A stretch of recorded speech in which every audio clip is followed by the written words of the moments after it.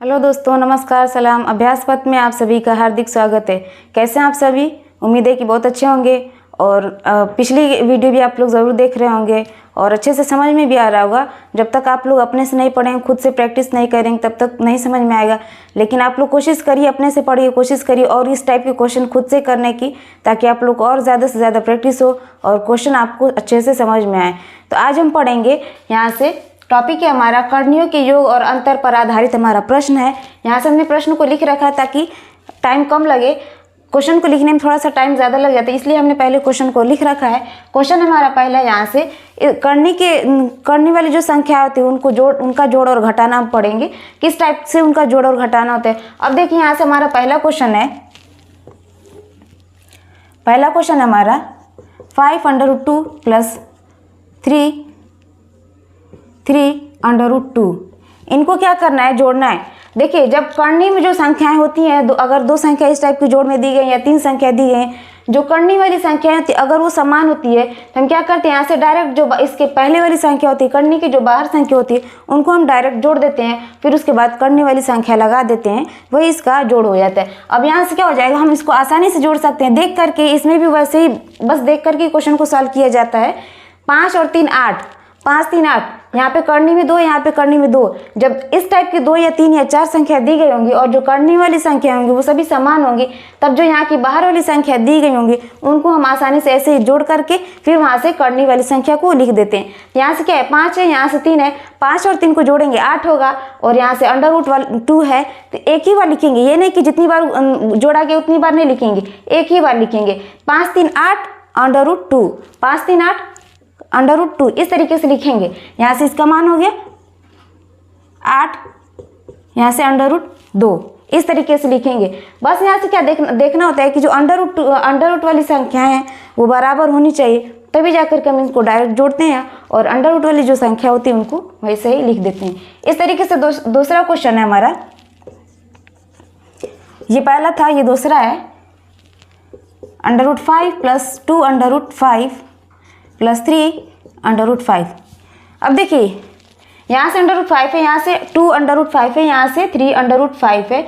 अब आप लोग सोच रहे हैं कि यहाँ पे तो इस √5 के पहले एक संख्या है, √5 के पहले यहाँ भी एक संख्या है, लेकिन यहाँ पे नहीं, यहाँ पे कुछ नहीं, मतलब फिर भी एक तो है ना, एक तो हर जगह होता है। यहाँ से हम लिख सकते हैं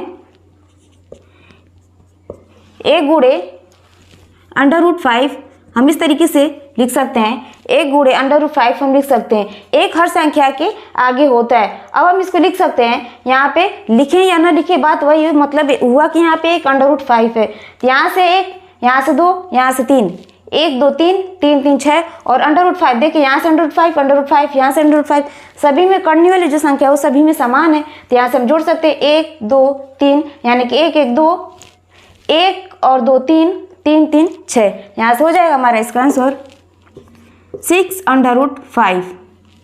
इस तरीके से करने वाली संख्याएं जोड़ी जाती हैं। अब अगला क्वेश्चन है हमारा, यहाँ से तीसरा 13, यहाँ से घनमूल निकालना है 7 का -7 7, इसका ये घनमूल है। अब तक ये वर्गमूल वाला था, अब हम घनमूल वाला जोड़ घटाना पड़ेंगे। यहाँ से देखिए क्या है, 13 और 7 का यहाँ पे घनमूल है और यहाँ से -7 और 7 का घनमूल निकालना है, घनमूल वाली संख्या इनको घटाना है। यहाँ से क्या करना, देखिए जो करनी में संख्या है वो सभी समान है और समान होने के बाद भी यहाँ से दोनों का घनमूल निकाला गया, यानी कि घनमूल वाली संख्या ली गई। यानी कि ऐसा नहीं कि यहाँ पे एक वर्गमूल वाली संख्या एक घनमूल वाली संख्या, नहीं, ऐसा नहीं, दोनों में बिल्कुल समान है। जब समान है तो हम क्या करते हैं, इसको घटा सकते हैं आसानी से। देखिए, कोई भी संख्या जोड़ने और घटाने के लिए वो समान होनी चाहिए, उसकी जो जाति होती है ना वो समान होनी चाहिए। दो संख्याएं दो तरह की होती है, एक सजाती होती है, एक विजाती होती है। जब भी जोड़ घटाना या गुणा भाग करना होता है, जोड़ घटाना किया जाता है, तो जोड़ और घटाने के लिए हमेशा सजाती संख्या होनी चाहिए, ना कि विजाती संख्या होनी चाहिए। तो यहाँ पे दोनों सजाती संख्या मिल गई, यानी कि √7 है, यहाँ पे √7 है, तो यहाँ से हमें यहाँ पे 7 घनमूल 7 है, ये भी घनमूल 7 है। तो यहाँ से हम क्या कर सकते हैं, दोनों सजाती संख्या, यानी कि एक जैसी सजाती का मतलब एक जैसी संख्या होनी चाहिए। यहाँ से दोनों संख्या में एक जैसी मिली और 13 में से 7 घटाएंगे तो यहाँ से क्या हो जाएगा 6, 13 में से 7 जाए 6 हो जाएगा। तो यहाँ से 13 में से 7 जाए 6, यहाँ से लिखेंगे हम 6। √7, इसका क्या होगा, क्यूब रूट होगा। तो यही हो गया हमारा आंसर। एक क्वेश्चन और है यहाँ से, चौथा।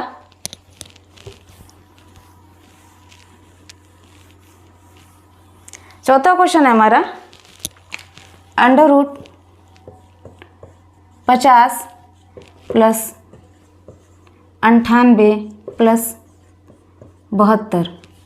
अब क्या करना है, इसको भी जोड़ना है। अब तक तो दो से तीन क्वेश्चन थे, बिल्कुल आसान थे। अब इसको किस तरीके से जोड़ेंगे, यहाँ पे तो सभी संख्या जो अंडर रूट में सभी संख्याएं अलग अलग हैं। यहाँ पे 50 है, यहाँ पे 98, यहाँ पे 72 है। अब इनको किस तरीके से जोड़ा है, इनको जोड़ने के लिए कुछ ना कुछ करना पड़ेगा, एक समान बनाना पड़ेगा। जो संख्याएं जब हम जोड़ते हैं तो उनको एक समान बनाया जाता है। जब तक एक समान नहीं रहेंगी, अगर क्वेश्चन में एक समान दी गई होंगी संख्या, तब तो आसानी से जुड़ जाएंगी। अगर नहीं दी गई होंगी तो उनको एक समान बनाना होगा। जैसे यहाँ पे पहला और दूसरा क्वेश्चन है, तीसरा भी है, जो अंडर रूट में संख्या है वो समान है, तो यहाँ से हमें कुछ करना ही नहीं था, बस ऐसे डायरेक्ट जोड़ देना था और घटा देना था। लेकिन अब जो चौथा क्वेश्चन है, अगला वाला, इसमें क्या है, 3 अंडर रूट में संख्याएं दी गई, तीनों में अलग अलग संख्या, एक में 50 है, 98, 72। अब इनको किस तरीके से जोड़ा जाए, ऐसा नहीं कि इनको डायरेक्ट 50 और 98 जोड़ेंगे, फिर 72 जोड़ देंगे जो आएगी संख्या, और यहाँ से हम अंडर रूट में लगा देंगे। इस तरीके से नहीं जोड़ा जाता है। अब यहाँ से देखिए किस तरीके से जोड़ेंगे, इसका फैक्टर करेंगे और यानी कि गुणनखंड करेंगे, और गुणनखंड इस तरीके से करेंगे कि जो करनी में जो संख्या आएंगी सभी संख्याएं समान होनी चाहिए। यहाँ से तीनों में जो करनी में संख्या आएंगी वो समान होनी चाहिए। अब देखिए 50 को हम किस तरीके से लिख सकते हैं, 50 को हम लिख सकते हैं इस तरीके से, 25 दूनी की 50 लिख सकते हैं, 25 दूना 50, इस तरीके से हम लिख सकते हैं। और 98 को किस तरीके से लिख सकते हैं, 98 को हम लिख सकते हैं 49 × 2 प्लस 72 को 36 दूना के 72। इसलिए क्यों, इसलिए कि ऐसा इसलिए क्यों किया गया ताकि हमें जो अंडर रूट में संख्याएं मिले वो तीनों में समान मिलनी चाहिए, तभी जाकर के इन संख्याओं को आपस में जोड़ सकते हैं। देखिए 50 को हम इस तरीके से लिख सकते हैं 25 × 2, 98 को 49 × 2 और 72 को 36 दूना के 72 यानी कि 36 × 2, इस तरीके से लिख सकते हैं। अब यहाँ से हम क्या करेंगे, देखिए यहाँ पे 25 है, 25 का वर्गमूल 5 होगा, 49 का वर्गमूल 7 होगा, 36 का वर्गमूल 6 होगा। इसके बाद बच जाएगा हमारा √2 यानी कि तीनों संख्याओं में अंडर रूट वाली संख्या हमारी समान हो गई, यानी कि यहाँ से मिल जाएगा। अब हम इसको बाहर निकालेंगे तो यहाँ से 25 है, 25 का वर्गमूल 5 होगा, यानी कि हम इसको लिख सकते हैं 5 √2। फिर यहाँ से लिख सकते हैं 49 का वर्गमूल 7 होगा, 7 √2। फिर यहाँ से लिख सकते हैं 36 का वर्गमूल 6, यहाँ से 6 √2, इस तरीके से लिख सकते हैं। अब देखिए जो अंडर रूट में संख्याएं हैं वो सभी समान है, √2। अब जाकर के हम इनको आसानी से आपस में जोड़ सकते हैं। 7 5 12, 12 और 6 18, 7 5 12, 12 और 6 18, यानी कि 18 √2, 18 √2। ये हो गया हमारा आंसर। डायरेक्ट हम इन संख्याओं को नहीं जोड़ सकते हैं। इस टाइप के जो क्वेश्चन दिए गए होते हैं इनमें क्या होता है कि संख्याएं अलग अलग होंगी। अब इनको डायरेक्ट नहीं जोड़ा जाएगा कि 50 में 98 जोड़ेंगे फिर 72 जोड़ेंगे, जो संख्याएं मिलेगी उसको अंडर रूट में कर देंगे, ऐसा नहीं किया जाता है। यहाँ पे हमें क्या करना होता है कि अंडर रूट वाली संख्या निकाली जाती है, कॉमन संख्या जो सभी में हो, फिर उसके बाद उनको जोड़ दिया जाता है, फिर उसके बाद जो आंसर आता है वही उसका आंसर होता है। अब अगला क्वेश्चन हमारा 5वां,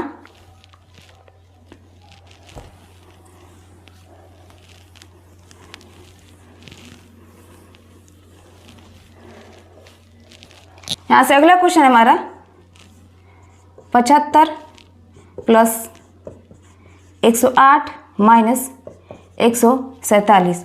75 - 108 √75 प्लस √108 - 147। अब हम क्या लिख सकते हैं, 75 को हम किस तरीके से लिख सकते हैं, 75 को हम लिख सकते हैं 25 तिहाई 75 प्लस 108 को हम लिख सकते हैं, 108 को हम किस तरीके से लिख सकते हैं 36 × 3, यहाँ से माइनस 147 को हम किस तरीके से लिख सकते हैं 49 × 147, 49 × 103 बराबर 147, 49 × 3 बराबर 147। देखिए यहाँ से क्वेश्चन है हमारा 75 √75 प्लस √108 माइनस √147। अब क्या करना है, एक समान तो है नहीं संख्या कि हम इनको जोड़ेंगे घटाएंगे, सभी संख्याएं अलग अलग है। यहाँ पे 75 है, यहाँ पे 108 है, यहाँ पे 147 है। एक समान बनाएंगे इसको तभी जाकर के हम इसको जोड़ सकते हैं या फिर घटा सकते हैं। अब 75 को हम लिख सकते हैं 25 × 3 और 108 को हम लिख सकते हैं 36 तिहाई 108 और 147 को लिख सकते हैं 49 × 3। यानी कि अब देखिए यहाँ से √3 तीनों में हमें कॉमन मिल जाएगा। जो अंडर रूट वाली संख्याएं होंगी तीनों संख्याएं वो एक समान हो जाएंगी, तब जाकर के हम उनको आसानी से जोड़ सकते हैं। अब यहाँ से देखिए 25 × 3 है तो यहाँ से कॉमन, यहाँ से 25 का वर्गमूल 5 हो जाएगा, 36 का वर्गमूल 6 हो जाएगा, 49 का वर्गमूल 7 हो जाएगा। तो इसको बाहर निकालेंगे वर्गमूल, 25 का 5 √3 प्लस 36 का 6 √3 माइनस 49 का 7 हो जाएगा और √3। अब देखिए अंडर रूट वाली संख्याएं सभी संख्याएं समान है, √3 अब सभी संख्याएं समान हो गई, तब हम इनको आसानी से जोड़ लेंगे और फिर घटा लेंगे। तो 5 और 6 5 6 11, 5 6 11 में से 7 घटाएंगे 4 हो जाएगा, 11 में से 7 घटाएंगे 5 6 11 और 11 में से 7 घटाएंगे तो 4 हो जाएगा, यानी कि 4 √3। यही इसका आंसर होगा। इस टाइप के जो भी क्वेश्चन दिए जाते हैं उनको इस तरीके से सॉल्व किया जाता है, ताकि हम आसानी से इस तरीके से डायरेक्ट सॉल्व करें तो नहीं सॉल्व होगा, इसका मान ही नहीं निकल पाएगा। लेकिन इनको बराबर करेंगे, जब इनके जो करने में जो संख्या होंगी उनको बराबर करेंगे तब जाकर के आसानी से सॉल्व हो जाएंगी। अब हम पढ़ेंगे कि जो करने में संख्याएं होती हैं उनको आरोही और अवरोही क्रम में कैसे व्यवस्थित किया जाता है। आरोही और अवरोही क्रम में किस तरीके से व्यवस्थित किया जाता है। जो संख्याएं करनी में होती हैं यानी कि अंडर रूट में होती हैं उनको आरोही या अवरोही क्रम में या सबसे छोटी संख्या पूछ देगा या सबसे बड़ी संख्या पूछ देगा, किस तरीके से निकालेंगे। चलिए देखते हैं, हम क्वेश्चन है हमारा √2 यहाँ पे यानी कि 2 का घनमूल है √3 और यहाँ से एक और संख्या हमारी 4 का थर्ड रूल, यहाँ पे 4 का थर्ड रूल पूछा है क्वेश्चन में कि सबसे छोटी संख्या कौन है। ये संख्या दी गई है, इसमें पूछा है कि सबसे छोटी संख्या कौन है। सबसे छोटी संख्या क्या है, सबसे छोटी संख्या क्या है। क्वेश्चन है हमारा अंडर रूट, यहाँ पे 2 का क्यूब रूट है, यहाँ से √3 है और 4 का क्यूब रूट है। अब क्या करेंगे हम, इसमें पूछा है क्वेश्चन में कि सबसे छोटी संख्या क्या है। कभी ये भी क्वेश्चन इससे ये भी क्वेश्चन बन सकता है कि इसको आरोही क्रम में सजाइए, या ये भी बन सकता है क्वेश्चन कि इसको अवरोही क्रम में रखिए, या फिर यहाँ से बड़ी संख्या भी पूछ सकता है, छोटी संख्या पूछा है। चलिए हम एक ही क्वेश्चन पे 4 क्वेश्चन करते हैं। सबसे पहले हम करेंगे, इसमें छांटेंगे कि कौन सी संख्या सबसे छोटी है। जब सबसे छोटी पता चल जाएगी तो बड़ी भी पता चल जाएगी। अब इस टाइप को ऐसे तो हम इसको डायरेक्ट नहीं बता सकते कि ये इसमें सबसे छोटी संख्या कौन है, देख करके इसमें नहीं बताया जा सकता कि इसमें कौन सी संख्या सबसे छोटी है। अब इसको किस तरीके से आसानी से पता किया जाए कि इसमें सबसे छोटी संख्या कौन सी है। सबसे पहले एक बार हम क्वेश्चन को लिखेंगे।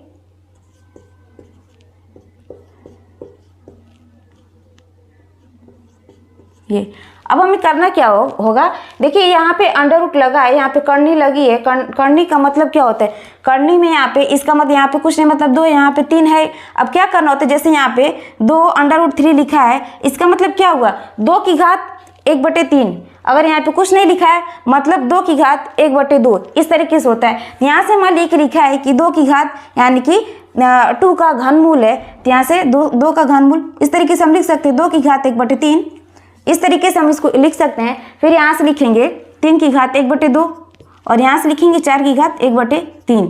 इस तरीके से हम इन संख्याओं को इस तरीके से लिख सकते हैं। अब हमें क्या, अभी भी हम इसको देख करके ये नहीं बता सकते कि इसमें सबसे छोटी संख्या कौन सी है। चलिए देखते हैं किस तरीके से किया जाता है। हम इस तरीके से करते हैं और क्या, फिर इसके बाद करना क्या होता है, 1/3 सभी संख्याओं की जो घात होती हैं उनको देखा जाता है। इसकी घात 1/3, 1/2, 1/3, यानी कि नीचे जो संख्या होगी हर में जो घात संख्या है, घात में जो हर वाली संख्या यानी कि 3, 2, 3, इनका क्या करेंगे हम एलसीएम यानी कि लघुत्तम समापवर्तक निकालेंगे, यानी 3 2 3 का एलसीएम क्या होगा 6 हो जाएगा। जब 6 में एलसीएम मालूम हो गया तब हम क्या करेंगे, हम यहाँ से 6 से गुणा कर लेंगे। यहाँ पे 6 लिखें, इसका मतलब हुआ कि गुणा करना हुआ। यहाँ पे 6 लिखा गया, इसका मतलब क्या हुआ, गुणा करना हुआ। 1/3 1/2 1/3 का हम क्या करेंगे, 3 2 6 3 का यहाँ से क्या करेंगे एलसीएम निकालेंगे और 3 2 का एलसीएम 6 होगा। फिर यहाँ से 6 को हम लिख लेंगे, यानी कि इसका मतलब यहाँ से हम गुणा कर रहे हैं। अब गुणा करके फिर क्या करेंगे, 3 से बारी बारी से हम सभी संख्याओं से, यानी कि जो घात दी गई हैं, घात में जो आधार संख्या है उन संख्याओं से हम बारी बारी से भाग देंगे। फिर जो भाग देने के बाद जो आएगा उसी संख्याओं पे वही हम क्या करेंगे, घात लगाएंगे। तो हम यहाँ से पहले लिखते हैं 2 की घात क्या होगी, 3 से भाग देंगे 6 में, 3 दूना के 6, 2 आया 2 बार भाग गई, 2 की गुणा 1 में करेंगे, 3 से भाग देंगे 6 में, 3 दूना के 6 और 2 आया 2 की गुणा 1 में करेंगे, यानी कि 2 एकम 2, 2 की घात 2 हो गई। फिर क्या करेंगे यहाँ से, अब 3 की घात लगाएंगे। 3 की घात क्या होगी, 2 से भाग देंगे 6 में, 2 3 6 और 3 की गुणा करेंगे 1 में, यानी कि 3 एकम 3, यहाँ से कि 3 की घात 3 हो गई। फिर यहाँ से 4 लिखेंगे। अब 4 की घात क्या होगी, 3 से भाग देंगे 6 में, बारी बारी से सभी से भाग देना है। 3 से भाग देंगे 6 में, 3 दूना के 6 और फिर 2 मिलेगा भागफल, 2 की गुणा करेंगे इस 1 में, इस वाले 1 में हम गुणा करेंगे। 3 से भाग देंगे 6 में 2, यानी कि 3 दूना के 6 और 2 मिलेगा तो फिर 2 की गुणा 1 में करेंगे, यानी कि 4 की घात 2। इस तरीके से लिख लेंगे। अभी भी हमें यहाँ से नहीं पता चल रहा है कि कौन सी संख्या इसमें सबसे छोटी है, कौन सी संख्या सबसे बड़ी। अब हम क्या करेंगे, इनकी घात जो लगी इनको हम इनका गुणा करेंगे। 2 की घात 2 मतलब 2 दूना के 4 होगा, यहाँ से हम लिख सकते हैं कि 4। अब 3 की घात 3 मतलब 3 3 9 27, यानी कि यहाँ से लिख लेंगे 27। 4 की घात 2 का मतलब 4 चुको 16, 4 चुको 16। अब यहाँ से हम आसानी से पता कर सकते हैं कि कौन सी संख्या सबसे छोटी है और कौन सी संख्या सबसे बड़ी है। क्वेश्चन में पूछा है कि सबसे छोटी संख्या कौन है, यहाँ पे सॉरी ये 41 नहीं, यहाँ से 4 है, 2 दूना के 4। अब यहाँ से देखिए सबसे छोटी संख्या पूछा तो यहाँ पे 4 है, 27 है, 16 है। सबसे छोटी संख्या कौन सी, 4 27 16 में सबसे छोटी संख्या 4 ही तो है।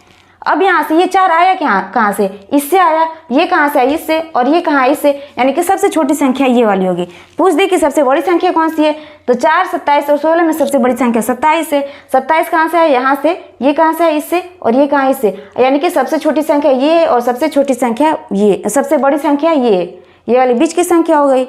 अब क्वेश्चन में बोल दे कि इसको आरोही क्रम में रखिए या अवरोही क्रम में रखिए, तो देखिए आरोही क्रम का मतलब क्या होता है, बढ़ते हुए क्रम में, यानी कि पहले छोटा रखेंगे फिर उससे बड़ा फिर उससे बड़ा।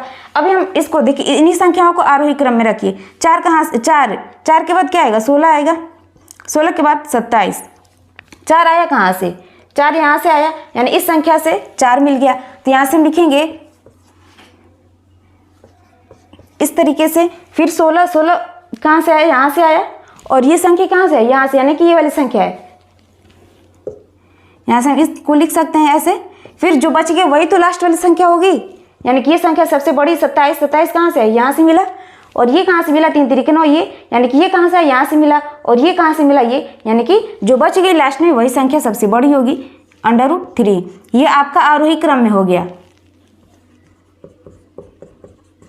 आरोही क्रम। अब इसी तरीके से अवरोही क्रम कर देंगे। अवरोही क्रम का मतलब क्या होता है, घटते हुए क्रम में सबसे पहले बड़ी संख्या रखेंगे, फिर उसके बाद छोटी संख्या, फिर उससे छोटी संख्या, इस तरीके से लिखेंगे। इन्हीं संख्याओं को क्या करेंगे, ये तो आरोही क्रम में। अवरोही क्रम में करने के लिए क्या होगा, सबसे पहले सबसे लास्ट वाली जो संख्या ये है, फिर उसके बाद ये वाली संख्या, और फिर ये वाली 2 का घनमूल वाली संख्याएं होंगी। इस तरीके से एक ही क्वेश्चन से 3 से 4 क्वेश्चन बन सकते हैं। एक सबसे छोटी संख्या पूछ देगा, दूसरा सबसे बड़ी संख्या पूछ देगा, और तीसरा आपका आरोही क्रम में बोल देगा, और फिर आपका अवरोही क्रम में बोल देगा। एक क्वेश्चन को हमने देखिए सॉल्व किया है, सबसे छोटी संख्या भी निकाले यहाँ से। 4 इसकी सबसे छोटी संख्या होगी, 27 इसकी सबसे बड़ी। अब ये देखिए 4 आया कहाँ से, यहाँ से आया, ये संख्या आई कहाँ से, ये यहाँ से, फिर ये संख्या आपको मिली क्या, यानी कि जो मेन संख्या आपकी एक्चुअल संख्या यही वाली है, यहाँ से 2 का 2 क्यूब रूट है, यहाँ से ये वाली। अब यहाँ से हम चेक करेंगे सबसे बड़ी संख्या 27 है, 27 आई कहाँ से, यहाँ से आया, ये कहाँ से आई, यानी कि 3 की घात 3, और ये कहाँ से, यहाँ से, ये चीज़ यहाँ से, यानी कि अब ऐसा नहीं कि इतना हमें मिल गया, हमने इतना क्वेश्चन सॉल्व कर लिया, उसके बाद हम यहीं से चेक करने 4 सबसे छोटी है, 27 सबसे बड़ी। ऑप्शन में खोजने लगे कि 4 कहाँ, 27 कहाँ है, ऑप्शन में तो मिलेगा नहीं, ऑप्शन में तो यही दिया गया होगा, तब ऐसा नहीं कि हम बोलेंगे कि नहीं क्वेश्चन गलत है या ऑप्शन गलत है, ऐसा नहीं। यहाँ से जाने के बाद फिर हमें फिर ऊपर उठना होगा। क्यों? क्योंकि हमने तो यहाँ से एक रास्ता निकालना है ये चेक करने के लिए कि यहाँ से सबसे छोटी संख्या कौन सी है और सबसे बड़ी संख्या कौन सी है। लेकिन यहाँ से फिर हम ऊपर उठेंगे यहाँ से करने के लिए। यहाँ से जब हमें मालूम हो जाए कि छोटी संख्या कौन सी, बड़ी संख्या, फिर हम इन्हीं पे वापस आएंगे, यहाँ से हम निकालेंगे ये चीज़, देखेंगे कि कौन छोटी है और कौन बड़ी है। तो उम्मीद है कि आप लोग को समझ में आया होगा और भी क्वेश्चन इस पे करेंगे ताकि और अच्छे से समझ में आ जाए। इस टाइप के क्वेश्चन को देख करके नहीं बताया जा सकता कि कौन सी संख्या सबसे छोटी है कौन सी बड़ी है। जब हमें यही नहीं पता चलेगा, नहीं हम इसको आरोही क्रम में सजा सकते हैं, नहीं अवरोही क्रम में सजा सकते हैं। अब अगला क्वेश्चन है हमारा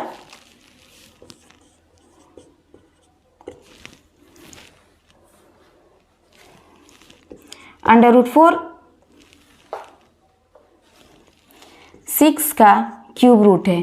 पूछा है कि इसमें सबसे बड़ी संख्या कौन है। सबसे बड़ी संख्या कौन? यहाँ तो हमने सबसे छोटी संख्या लिखी थी, सबसे पूछा गया था, अब इसमें सबसे बड़ी संख्या कौन सी है। इस क्वेश्चन में पूछा है कि सबसे बड़ी संख्या क्या है। फिर वही काम करेंगे, हम सबसे बड़ी भी निकालेंगे सबसे छोटी भी निकालेंगे और आरोही और अवरोही क्रम में सजा करके इसको देखेंगे। चलिए फिर से स्टार्ट करते हैं। देखिए यहाँ पे 5 का क्यूब रूट है, यानी कि 5 का क्यूब रूट। इसको हम किस तरीके से लिख सकते हैं? यहाँ पे लिखेंगे 5 और 5 की घात 1/3। क्यूब रूट से यहाँ से हम घात लगाएंगे 1/3 और यहाँ से 4 है, 4 का मतलब √4। इसको हम लिख सकते हैं 4 की घात 1/2। 4 की घात 1/2। ऐसा नहीं कि यहाँ से हम इसका वर्गमूल निकालने, 4 का वर्गमूल 2 होगा, फिर 2 लिख दिए तो अब 2 यहाँ से हो गया, 2 की घात भी 1 हो गई। लेकिन यहाँ से हमें क्या करना होगा? 2 की घात 1। इस टाइप से नहीं करना है हमें। जो यहाँ से लिखा है कि वर्गमूल लिखा है उसको हमें डायरेक्ट इसको घात में बदलना है। इस तरीके से नहीं, इसका वर्गमूल निकाल करके नहीं बदलना है, यहाँ पे वर्गमूल नहीं निकालना है। बस हमें ये बताना है कि ये संख्या छोटी है या बड़ी है, फिर इसको आरोही क्रम में किस तरीके से सजाया जाए। तो यहाँ पे 4 दिया गया है, 4 √4, अंडर रूट को हम इसकी घात 4 की घात 1/2 लगा सकते हैं। फिर यहाँ से होगा, थोड़ा और बड़ा लिखा है, यहाँ से हो जाएगा 5 की घात 1/3, 4 की घात 1/2 और 6 की घात 1/3 यहाँ से हम लिख सकते हैं। फिर इसके बाद क्या करेंगे? वही काम फिर से करना होगा। इनका क्या करेंगे? हम एक ब्रैकेट में करेंगे और इनका एलसीएम निकालेंगे। 1/3, 1/2, 1/3 का एलसीएम यानी 3 और 2 का एलसीएम 6 होगा। 6 3 से भाग देंगे 6 में, 3 दूना के 6, 2 आएगा, 2 से गुणा करेंगे 1 में यानी कि 2 एकम 2, 5 की घात 2 हो जाएगी। फिर यहाँ से हम लिखेंगे 2 से भाग देंगे 6 में, 2 3 6 और 3 आएगा, 3 से गुणा करेंगे 1 में यानी 4 की घात 2 3 6, 3 एकम 3, 4 की घात 3 हो जाएगी। फिर यहाँ से हम 6 लिखेंगे, 3 से भाग देंगे 6 में, 3 दूना के 6, 2, फिर यहाँ से 1 से गुणा करेंगे 2 एकम 2 यानी 6 की घात 2 हो जाएगी। अब हम क्या करेंगे? यहाँ से देखिए इनका क्या करेंगे, फिर वही 5 5 25 और 4 चौको 16 चौको 64, 4 का क्यूब मतलब 4 चौको 16 चौको 64 और 6 का स्क्वायर मतलब 6 चौक 36। इस तरीके से हम कर लेंगे। अब देखिए इसमें पूछा है कि सबसे बड़ी संख्या कौन सी है, तो सबसे छोटी भी निकालेंगे, सबसे बड़ी 64 हमारी सबसे बड़ी संख्या है, 64 सबसे बड़ी और 25 जो है आपकी छोटी संख्या है, सबसे छोटी संख्या है। तो इस क्वेश्चन में जो भी पूछ दे छोटी है बड़ी, जब आप इस तरीके से निकालेंगे ना, आप इसमें क्या करेंगे, इससे 4 क्वेश्चन बना सकते हैं। सबसे छोटी संख्या भी, सबसे बड़ी संख्या भी, इसको आरोही क्रम में भी सजा सकते हैं और अवरोही क्रम में भी इसको आसानी से सजा सकते हैं। आप यहाँ से हमें मिल गई सबसे छोटी संख्या। अब यहीं से हम, ये संख्या हमारी नहीं, एक्चुअल संख्या ये नहीं गई, सबसे बड़ी संख्या 64 आया कहाँ से? यहाँ से आया, ये आया कहाँ से? यहाँ से, और ये चीज़ कहाँ से आया? यहाँ से आया, यानी कि सबसे बड़ी संख्या हो गई हमारी सबसे बड़ी संख्या, या हम डायरेक्ट लिखते हैं बड़ी संख्या हमारी √4 हो गई। छोटी संख्या कौन सी है इसमें? 25 है। 25 आया कहाँ से? यहाँ से आया। ये संख्या यहाँ से आ गई, ये संख्या यहाँ से आ गई, तो यानी कि सबसे छोटी संख्या है ये हो गई 5 का घनमूल, और जो बचा यहाँ से ये बीच वाली संख्या हो गई यानी कि 36। अब देखिए यहाँ से 2 क्वेश्चन बना, क्वेश्चन पूछ देगा कि इसमें इसको आरोही क्रम में सजाइए। देखिए सबसे बड़ी संख्या यहाँ से ये वाली हो गई, सबसे बड़ी संख्या, सबसे छोटी संख्या। तो आरोही क्रम के लिए क्या होता है कि बढ़ते हुए क्रम में चला जाता है। पहले सबसे छोटी संख्या को हम लिखेंगे यानी कि ये, फिर उसके बाद उससे जस्ट बड़ी ये वाली है सबसे बड़ी, यहाँ पे सबसे बड़ी। तो इसके बाद इन दोनों के बीच में भी कोई संख्या होगी, और वो संख्या कौन सी है? 36 है। 36 आए कहाँ से? यहाँ से, और ये कहाँ? यहाँ से, यानी कि ये यहाँ से। ये देखिए यहाँ से आपका बड़ी संख्या ये मिल गई, छोटी संख्या ये मिल गई, तो बीच वाली संख्या यही होगी ना, जो बचेगी वही तो होगी, यानी कि बीच वाली संख्या ये होगी। ये वाली संख्या क्यों लिखा जा रहा है, क्योंकि हम लिख रहे हैं आरोही क्रम में। यहाँ से हो जाएगा हमारा बीच वाली संख्या हो जाएगी 36 यहाँ से आया, यानी कि 6 का क्यूब रूट, और फिर बड़ी संख्या हमारी √4, इस तरीके से हो गया। अब ये तो हो गया आरोही क्रम में, ये हो गया आरोही क्रम में। अब हम लिखेंगे अवरोही क्रम। अवरोही क्रम में क्या होगा, ये आपका आरोही मतलब बढ़ते हुए क्रम में, घटते हुए क्रम में आरोही क्रम होगा। यहाँ से क्या हो जाएगा 4 √4, फिर यहाँ से 6 का क्यूब रूट, यहाँ से 5 का क्यूब रूट, यही हो गया हमारा आरोही अवरोही क्रम हो गया। एक क्वेश्चन से यहाँ से 4 क्वेश्चन बनते हैं, यहाँ से हम चारों क्वेश्चन को निकाल सकते हैं कि इसको आरोही क्रम में, क्वेश्चन में ये भी पूछ देगा कि इसको आरोही क्रम में सजाइए। जब तक हम डायरेक्ट हम इसको आरोही क्रम में नहीं सजा सकते हैं, क्योंकि हमें मालूम नहीं होगा कि कौन सी संख्या सबसे छोटी है, कौन सी बड़ी है और कौन सी बीच वाली है। तो उम्मीद है कि आप लोग को बहुत अच्छे से समझ में आया होगा। इस टाइप के और भी क्वेश्चन आप लोग अपने से करिएगा, और वीडियो अच्छी लगी हो तो लाइक करें, शेयर करें, चैनल को सब्सक्राइब करें। मिलते हैं नेक्स्ट वीडियो में, तब तक के लिए जय हिंद।